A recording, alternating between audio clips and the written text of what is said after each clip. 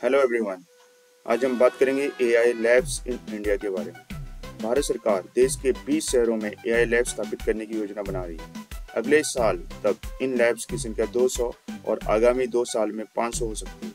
यहाँ पर युवाओं को एआई से जुड़े विषयों में ट्रेन किया जाएगा। शुरुआती दौर में करीब 1.5 लाख छात्रों को ट्रेनिंग दी जा सकती है। AI labs in India. Bharat तेजी से हाईटेक होने की दिशा में कदम बढ़ा रहा है।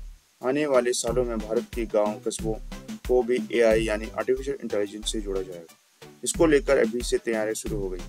भारत सरकार ने इंडिया एआई मिशन के तहत छोटे शहरों यानी टियर 2 और टियर 3 सिटीज में तो 20 से अधिक एआई लैब्स बनाने की योजना शुरू की है।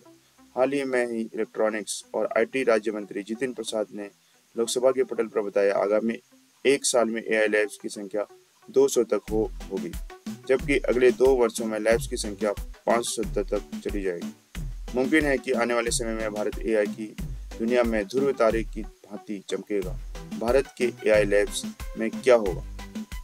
समाचार पत्र के अनुसार इन लैब्स में करीब 1.5 लाख छात्रों को 120 घंटे यानी 5 दिन की ट्रेनिंग दी जाएगी। इन स्टूडेंट्स को डेटा इनोवेशन, डेटा एनालिटिक्स और डेटा साइंस से जुड़े सब विषयों में ट्रेन किया जाएगा।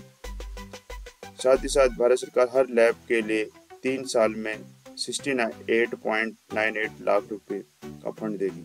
इतना ही नहीं, 500 पीएचडी फेलो, 5000 पीजी स्टूडेंट्स और 8000 यूजी स्टूडेंट्स को भी सपोर्ट किया जाएगा। कुछ राज्यों ने एआई डेटा लैब्स के लिए आईटीआर और पॉलिटेक्निक ट्रेनिंग इंस्टीट्यूट को नॉमिनेट किया है। अब तक कर्नाटक ने 23, आंध्र प्रदेश ने 9, तेलंगाना ने 5 स्थानों को एआई लैब बनाने के लिए नॉमिनेट किया है, जबकि गोवा, पुडुचेरी, लक्षद्वीप, अंडमान और निकोबार ने एक स्थान नॉमिनेट किया है।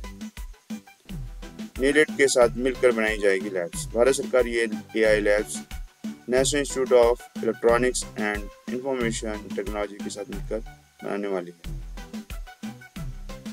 कर्नाटक बन सकता है उदाहरण। ईजी इंडी के सीईओ आनंद फर्नांडिस ने एआई लैब्स को स्थापित करने और इन्हें संचालित करने की चुनौतियों के बारे में जिक्र किया। उन्होंने एक गवर्नमेंट न्यूज़ लेटर को बताया कि टियर 2 के शहरों की हाई क्वालिटी वाले डेटाबेस तक पहुंच नहीं है।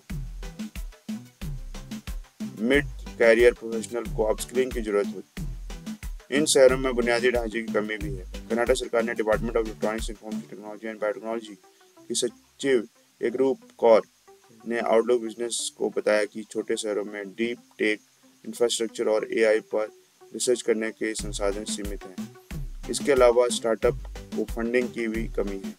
टैलेंट, रिसर्च और रियल मार्केट अपॉर्चुनिटीज के बीच गैप है, जिसे पाटने के लिए कर्नाटक की राज्य सरकार ने कौशल्या कर्नाटक और निपुणा जैसी योजना शुरू की है और एक पहल की है।